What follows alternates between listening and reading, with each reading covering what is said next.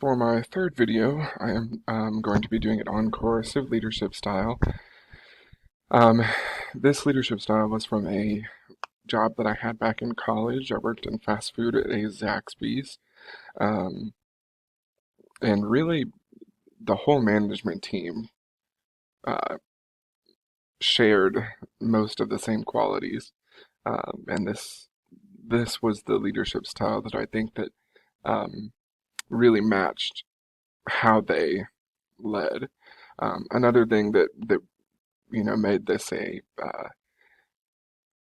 unappealing work experience was that they just weren't you know people oriented, and they I don't know, they just weren't happy with their jobs, I guess, which in turn um, uh, trickled down to the employees, right, and made them not happy to be there.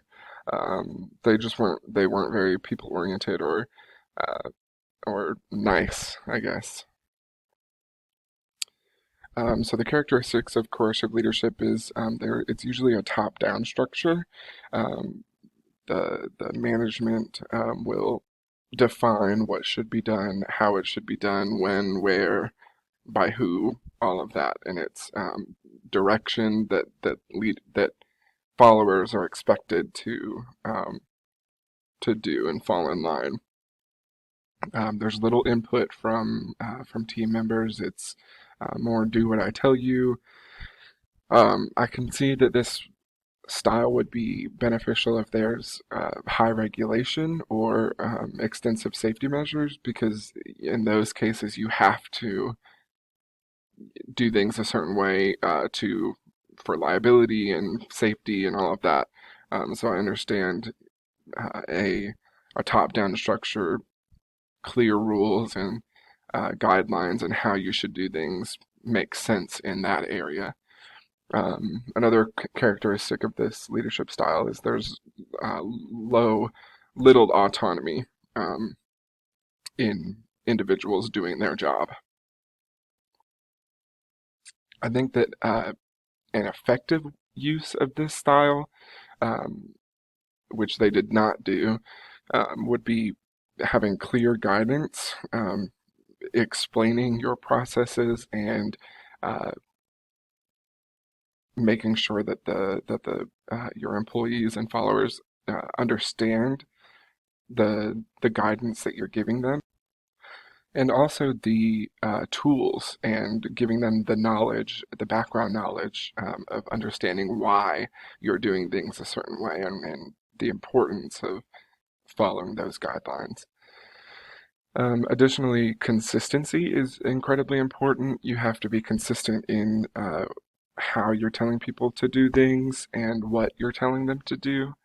Um, and then finally, recognition. I think that that's important, recognizing people who um, are following those guidelines and who do it well, and supporting that uh, work ethic.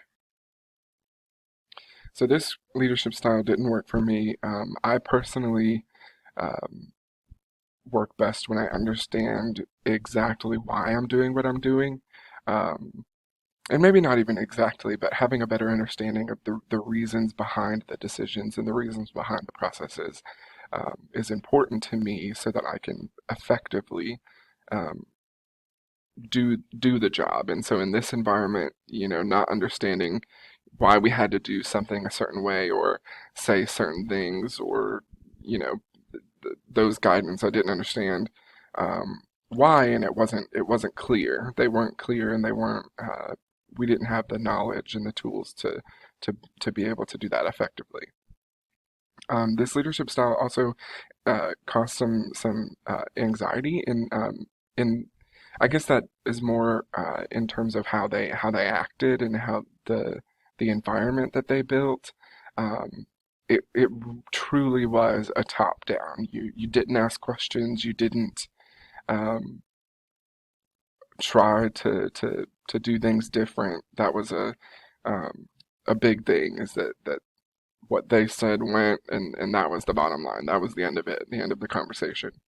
It really just created an unhappy work environment and low morale. I mean, everybody that I worked with felt the same and had those feelings of um, being unappreciated and not um, understanding why things were the way they were.